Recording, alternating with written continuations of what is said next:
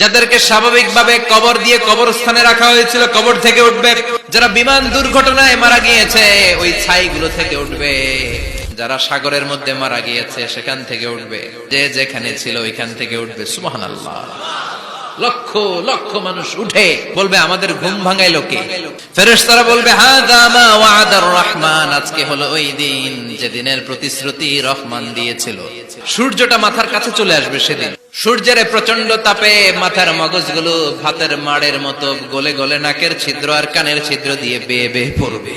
জিহ্বাটা তৃষ্ণায় বেরোতে বেরোতে নাভি পর্যন্ত এসে ঝুলে থাকবে।